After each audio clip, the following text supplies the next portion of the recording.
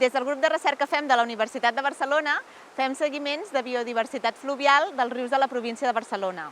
En concret, actualment estem treballant en rius com ara la Tordera, el Besòs, el Llobregat i el Foix, i tots els seus afluents, i portem fent aquests seguiments des de l'any 1994 dins d'un conveni en col·laboració i finançat per la Diputació de Barcelona. Tanmateix, també tenim dades anteriors a aquest conveni que daten des de l'any 1970.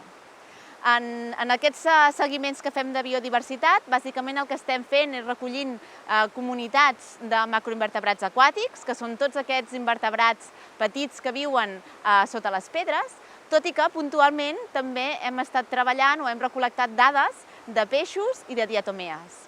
Inicialment, aquest programa de seguiment tenia el nom d'Ecovill, que venia d'estat ecològic del Besòs i del Llobregat, però a poc es van anar incorporant també el que serien les conques de la Tordera i del Foix, i aquest conveni es va transformar en l'actual Carimet, que ve del canvi ambiental dels rius mediterranis.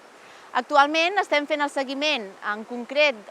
de diferents punts de totes aquestes conques, sobretot de trams de referència, no impactats per l'acció humana, i estem complementant aquestes dades amb dades oficials que provenen de l'Agència Catalana de l'Aigua. Aquestes dades de seguiment de biodiversitat fluvial, i en concret la informació que ens proporcionen els macroinvertebrats aquàtics, la utilitzem per avaluar la qualitat biològica dels rius de la província de Barcelona.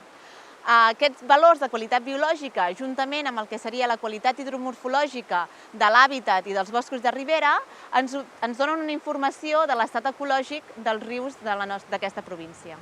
Des que estem fent aquest seguiment de la biodiversitat de macroinvertebrats aquàtics als rius de la província de Barcelona, hem observat que la qualitat biològica dels rius ha anat augmentant, sobretot gràcies a la implementació de les nombroses depuradores al llarg de la conca de tots els rius, i a més amb la implementació de la directiva europea, Directiva Marc de l'Aigua.